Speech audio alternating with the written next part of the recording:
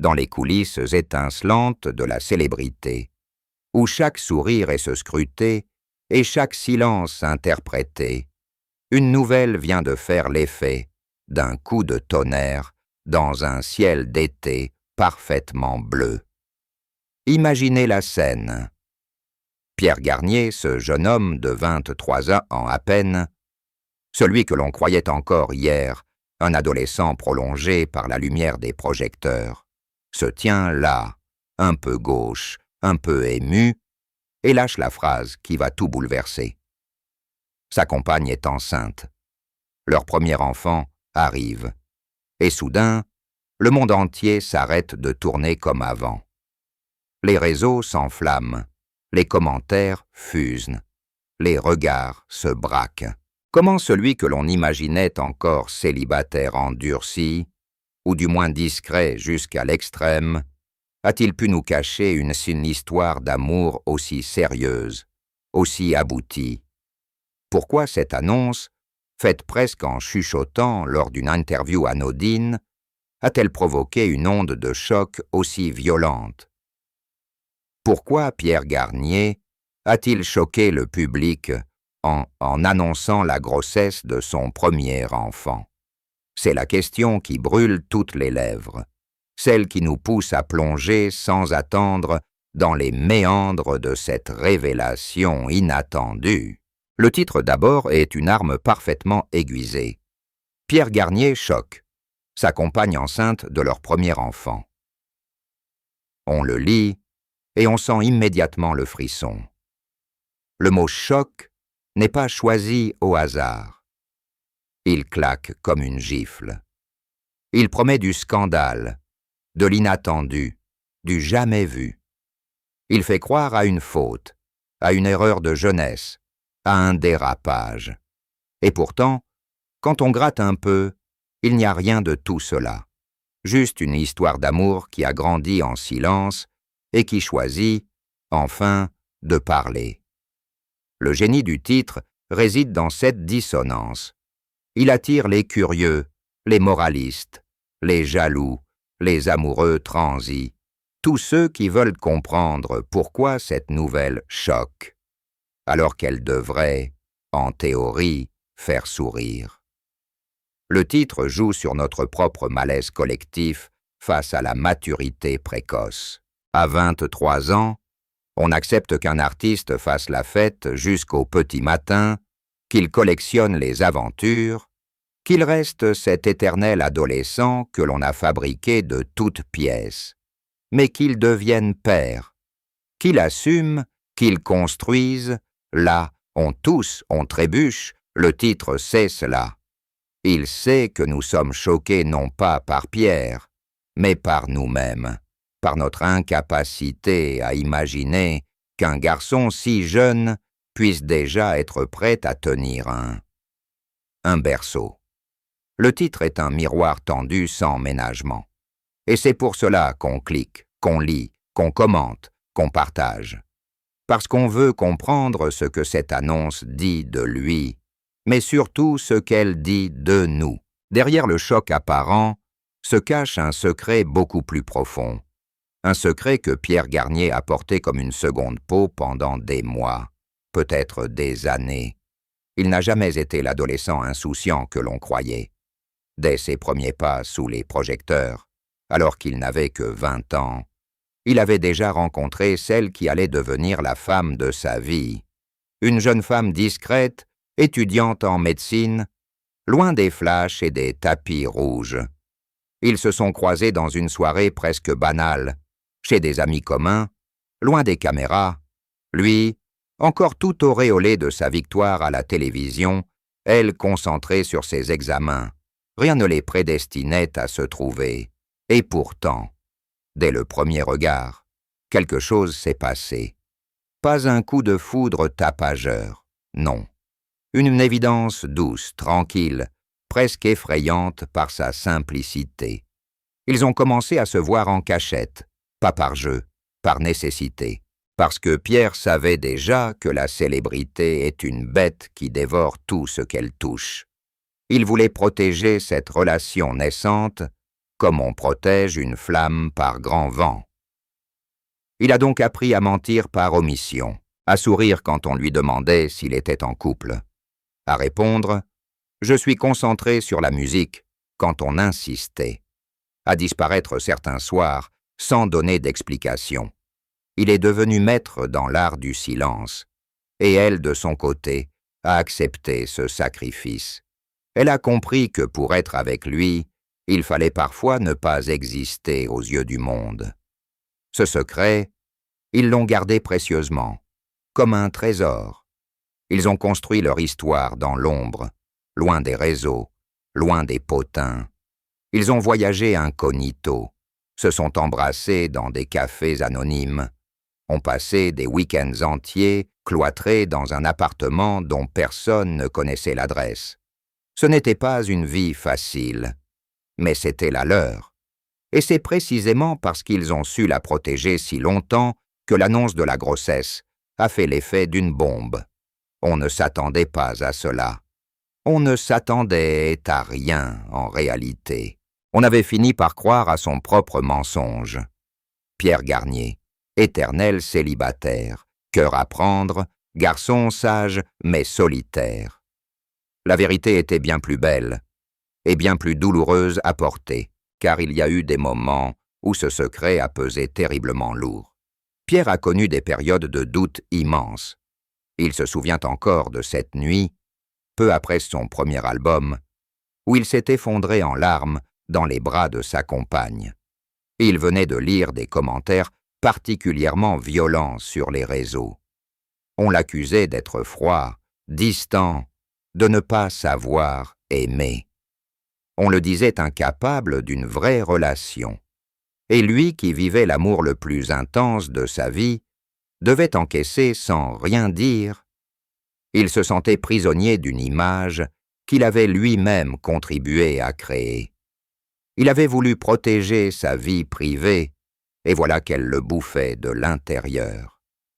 Il y a eu cette autre fois, lors d'un dîner avec des amis du milieu, où une fille un peu ivre s'est mise à flirter ouvertement avec lui. Tout le monde a ri.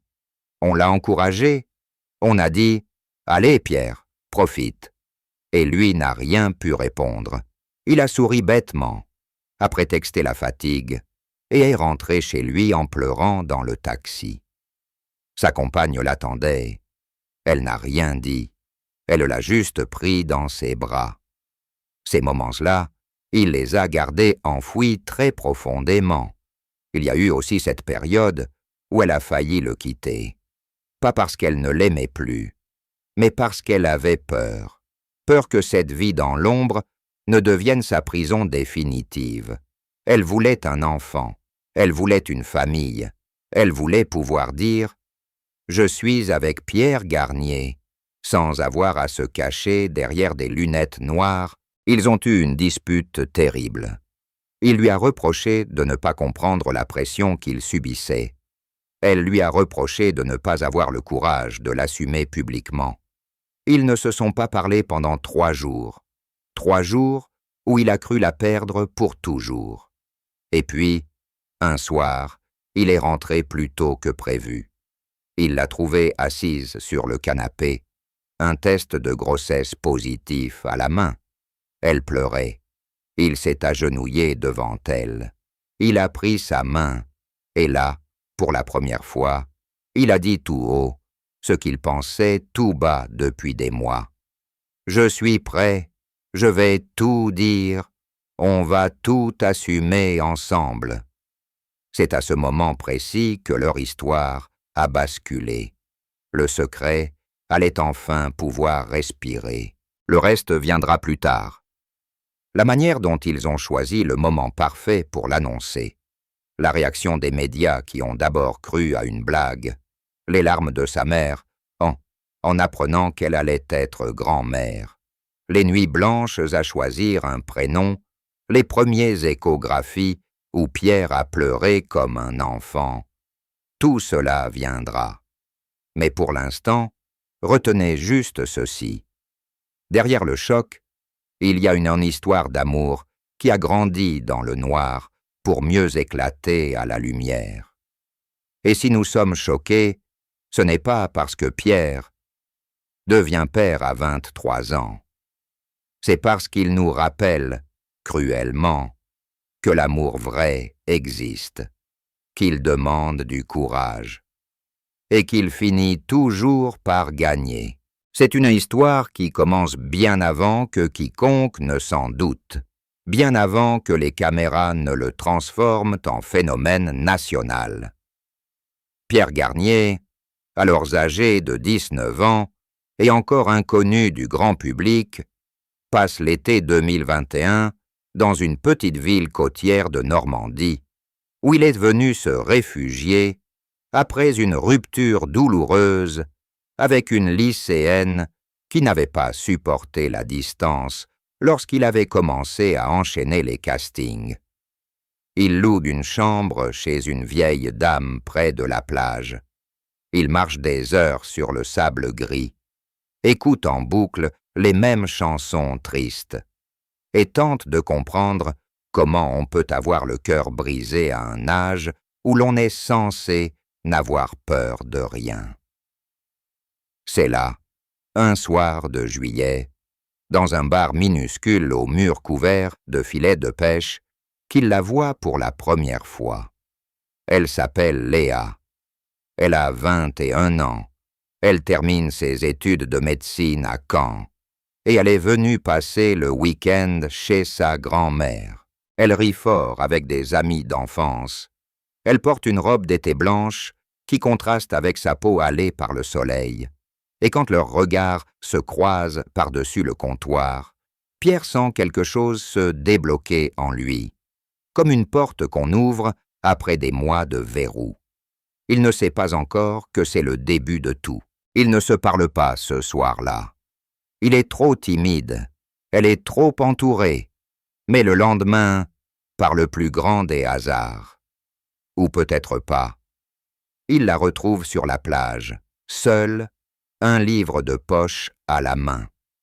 Il ose enfin. Il s'assoit à quelques mètres, fait semblant de regarder la mer, puis finit par lâcher la phrase la plus banale du monde. « Il fait beau, hein ?» Elle rit. Elle a un rire qui fait vibrer l'air. Et c'est parti. Il parle pendant des heures. De tout, de rien, de la façon dont elle a toujours voulu sauver des vies et dont lui a toujours voulu chanter pour ne pas devenir fou.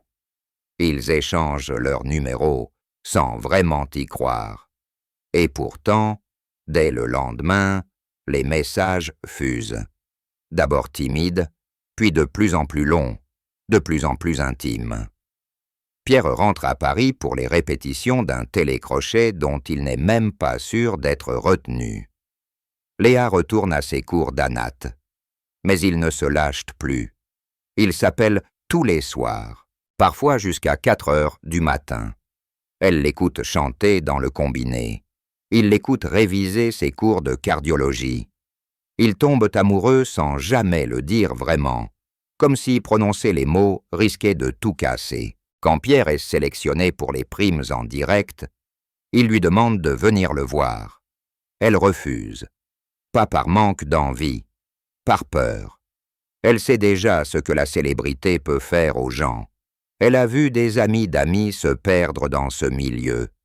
Elle lui dit « Si je viens, on va me reconnaître, on va nous prendre en photo, et après, on ne pourra plus jamais être tranquille. » Il comprend. Il souffre, mais il comprend. Alors ils inventent un nouveau mode de vie. Elle vient à Paris en cachette. Elle dort dans des hôtels sous faux noms. Il la rejoint dans des appartements prêtés par des amis sûrs. Ils se retrouvent dans des parkings souterrains pour s'embrasser comme des adolescents. Ils apprennent à vivre en pointillés. Et pourtant, jamais leur amour ne faiblit. Au contraire, plus c'est difficile, plus ils s'accrochent. Elle rate des week-ends avec ses amis pour pouvoir le voir 2 heures. Il annule des interviews pour pouvoir dormir une nuit entière à ses côtés. Ils deviennent experts dans l'art de disparaître. Ils ont des codes, des mots doux en langage secret, des endroits connus d'eux seuls. Un banc dans le jardin des Tuileries à 6 heures du matin. Un cinéma d'art et essai du 5e arrondissement, où personne ne va jamais. Une petite crêperie bretonne du 14e, où la patronne fait semblant de ne pas le reconnaître. Il y a cette période, juste après sa victoire, où tout explose. Les contrats, les plateaux télé, les concerts. Pierre n'a plus une minute à lui. Il dort 3 heures par nuit. Il maigrit. Il est au bord du burn-out. Et c'est elle qui le sauve. Chaque soir, quoi qu'il arrive, elle l'appelle. Elle lui parle calmement. Elle lui rappelle qui il est vraiment. Elle lui lit des passages de livres médicaux absurdes pour le faire rire. Elle lui envoie des photos d'elle en train de manger des crêpes au Nutella avec la légende « Pense à moi quand tu seras sur scène devant 10 000 personnes ». Et lui, sur la route entre deux villes, dans le bus de tournée, il écoute sa voix et il respire à nouveau. Il y a cette nuit, à Lyon, où il fait une crise d'angoisse backstage juste avant de monter sur scène. Il appelle Léa en pleurant. Elle est en garde à l'hôpital. Elle n'a pas dormi depuis 30 heures, mais elle reste au téléphone avec lui pendant 20 minutes. Elle lui dit « Tu vas chanter comme tu chantais pour moi sur la plage. Rien n'a changé. Je suis là. » Et il monte sur scène. Et il chante mieux que jamais. Leur amour grandit dans l'ombre, mais il grandit solide. Il parle déjà d'avenir, de maison, d'enfants. Elle veut 3, lui en veut 4. Ils rient, ils se disputent d'eux aussi. Parfois violemment, parce qu'elle a peur qu'il ne l'assume jamais publiquement, parce qu'il a peur qu'en l'assumant, il la perde. Il y a cette soirée terrible où une photo floue de deux, prise à la sortie d'un restaurant, commence à circuler sur Twitter. On voit juste une silhouette de fille aux cheveux longs. Mais c'est assez pour déclencher une chasse à l'identité. Léa panique. Elle veut tout arrêter. Elle dit qu'elle ne peut plus vivre comme une criminelle. Pierre passe la nuit à la supplier. Il promet qu'il va trouver une solution. Il pleure. Elle pleure. Et finalement, ils décident de tenir encore un peu. Parce qu'ils s'aiment trop pour se quitter.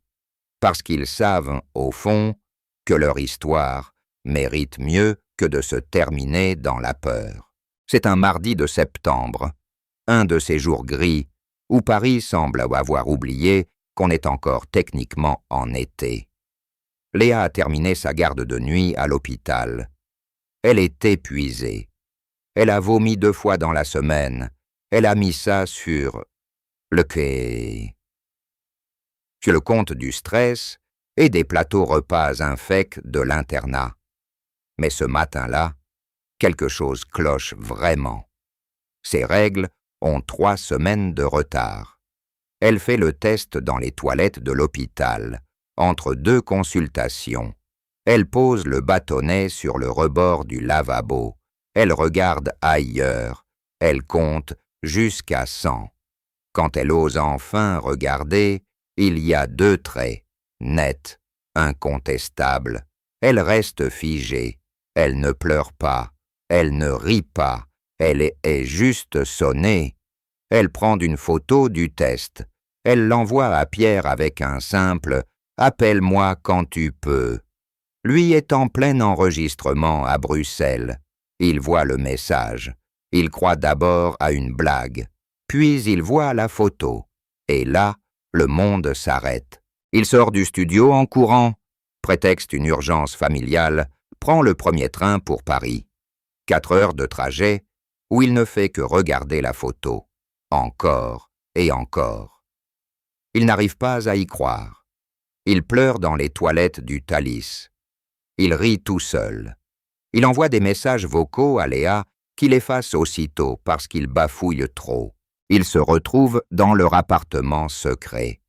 celui qu'ils ont loué sous un faux nom dans le 18e arrondissement. Elle est assise sur le canapé, les jambes repliées sous elle, le test toujours à la main. Il entre sans dire un mot. Il s'agenouille devant elle. Il pose sa tête sur son ventre. Et là, il pleure pour de bon. Pas des larmes de joie spectaculaires. Des larmes silencieuses, profondes. Celles qu'on verse quand on comprend que la vie vient de changer pour toujours. Elle caresse ses cheveux. Elle dit « J'ai peur ». Il répond « Moi aussi ». Mais on va y arriver. Ils restent comme ça pendant des heures. Ils ne parlent presque pas. Ils écoutent la pluie contre les vitres. Ils imaginent déjà le visage de cet enfant, qui n'a même pas encore la taille d'un haricot. Ils se disent que c'est le moment, que plus rien ne les empêchera de vivre au grand jour. Le soir même, ils font l'amour comme jamais, pas avec la frénésie des débuts, avec une douceur infinie, presque religieuse. Ils ont l'impression de sceller quelque chose, de dire merci à la vie. Le lendemain, Léa prend rendez-vous pour la première échographie. Pierre annule 3 jours de promotion, sans donner d'explication. Ils y vont ensemble, déguisés comme des espions, casquettes, lunettes noires, masques. Dans la salle d'attente, il tremble. Elle serre sa main si fort que ça fait mal. Et puis l'image apparaît. Un petit point qui clignote, le cœur. Le médecin dit « Tout va bien, félicitations ». Pierre éclate en sanglots. Léa rit à travers ses larmes. Ils sortent de là comme ivres. Ils marchent dans Paris sans but. Ils s'arrêtent dans un parc. Ils s'assoient sur un banc. Et là, pour la première fois, Pierre dit tout haut « Je vais être papa ». Il le répète 10 fois, 20 fois, comme pour s'habituer au goût des mots. L'annonce tombe un jeudi soir, lors d'une interview en direct sur une grande radio nationale. Le journaliste pose la question habituelle « Et côté cœur, Pierre, toujours célibataire ?» Pierre sourit. Il prend une grande inspiration. Et il dit simplement « Non, en fait, je vais être papa. Ma compagne attend notre premier enfant. » Silence de mort dans le studio. Le journaliste reste bouche bée. Les régisseurs derrière la vitre se regardent, incrédules. En quelques minutes, les réseaux sociaux explosent. Le hashtag « Pierre Garnier Papa » devient tendance mondiale en moins d'1 heure. Les médias rappellent en urgence leurs chroniqueurs people. Les chaînes d'infos continuent interrompent leur programme pour diffuser la séquence en boucle. Les titres fusent « Choc, Pierre Garnier va être père à 23 ans ». Le bébé secret du chanteur. Qui est la mystérieuse compagne de Pierre Garnier? Le lendemain matin, c'est la folie. Les paparazzi campent devant chez sa mère en Normandie, devant l'hôpital où travaille Léa, devant tous les endroits où il a été vu ces dernières années. Les fans pleurent dans les rues. Certains crient au scandale. Il nous a menti pendant des années. D'autres sont en extase. C'est trop beau. Les forums s'enflamment. On exhume de vieilles photos où l'on croit reconnaître la silhouette de Léa. On analyse chaque interview où il parlait d'amour avec des étoiles dans les yeux. On repère les fois où il portait un sweat trop grand qui était en réalité à elle. Les théories les plus folles circulent. Certains disent qu'ils sont mariés en secret depuis 2 ans. D'autres qu'elle est une héritière cachée. Les émissions People se battent pour avoir le couple en exclusivité. On propose des sommes folles. Pierre refuse tout. Il publie juste un communiqué laconique. « Merci pour vos messages. Nous sommes heureux et nous vous demandons de respecter notre vie privée. » Mais la machine est lancée. Léa est obligée de prendre un congé anticipé. L'hôpital la protège, mais les journalistes trouvent son nom. Sa photo d'internat circule. Sa famille est harcelée. Pierre, lui, est suivi partout. Il ne peut plus sortir sans être assailli.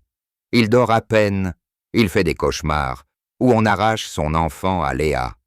Il y a cette séquence terrible où une journaliste l'attend à la sortie d'un supermarché et lui demande en direct « Vous vous sentez prêt à être père à votre âge ?» Il répond, la voix tremblante « Plus près que je ne l'ai jamais été pour quoi que ce soit dans ma vie. » La vidéo fait des millions de vues. Les avis sont partagés. Certains le traitent d'irresponsable. D'autres le trouvent touchant. Les adolescentes qui rêvaient de l'épouser pleurent dans leur chambre. Les mères de famille, elles, applaudissent. Les semaines qui suivent sont un tourbillon étrange, entre peur et bonheur absolu. Pierre arrête presque complètement les concerts. Il ne veut pas laisser Léa seule trop longtemps. Il apprend à faire les courses discrètement. Il porte des casquettes et des masques, même pour aller chercher le pain. Il lit des livres sur la grossesse en cachette dans le métro. Il pleure en regardant des vidéos de bébés sur YouTube. Il construit le berceau lui-même, dans le salon, avec des tutos trouvés sur Internet. Il rate la moitié des vis. Il jure, il rit. Léa le filme en secret. Ils passent des soirées entières à écouter le cœur du bébé avec un petit appareil qu'elle a ramené de l'hôpital. Ils choisissent le prénom après des débats interminables. Si c'est une fille, elle s'appellera Alma. Si c'est un garçon, Elliot. Ils achètent des bodies minuscules qu'ils rangent dans un tiroir en disant « C'est pas possible que quelqu'un tienne là-dedans ». Pierre écrit des chansons pour son enfant, des berceuses qu'il chante à voix basse en posant sa main sur le ventre de Léa. Il arrête de fumer du jour au lendemain. Il boit moins de café. Il fait du yoga prénatal avec elle, même s'il est raide comme un piquet. Il parle à son futur bébé tous les soirs. Il lui dit « Tu sais, papa a eu peur longtemps, mais maintenant, j'ai hâte. J'ai tellement hâte de te rencontrer. » Léa, elle, est de plus en plus sereine. Elle sent que Pierre est là, vraiment là, plus comme un garçon qui joue à l'adulte, mais comme un homme qui assume. Ils font des balades dans Paris à l'aube, quand la ville dort encore. Ils s'arrêtent devant les vitrines de magasins pour bébés. Ils rient en regardant les prix des poussettes. Ils pleurent aussi parfois quand la fatigue ou la peur les rattrape. Et puis un jour, Pierre prend une décision radicale. Il organise une conférence de presse surprise, pas pour parler du bébé, juste pour dire merci. Merci à ceux qui les respectent, merci à ceux qui les aiment malgré tout, et surtout, merci à Léa. Il la fait monter sur l'estrade avec lui. Pour la première fois, elle est à ses côtés, devant les caméras. Elle est magnifique, dans une robe bleu clair, qui laisse deviner son ventre rond. Il prend sa main. Il dit « Voici la femme de ma vie, la future mère de mon enfant. Je n'ai plus rien à cacher. » Les flashs crépitent. Léa pleure. Pierre pleure. Le monde entier applaudit, et quelque part, dans un petit appartement du 18e arrondissement, un bébé qui n'est pas encore né entend battre le cœur de ses parents plus fort et plus uni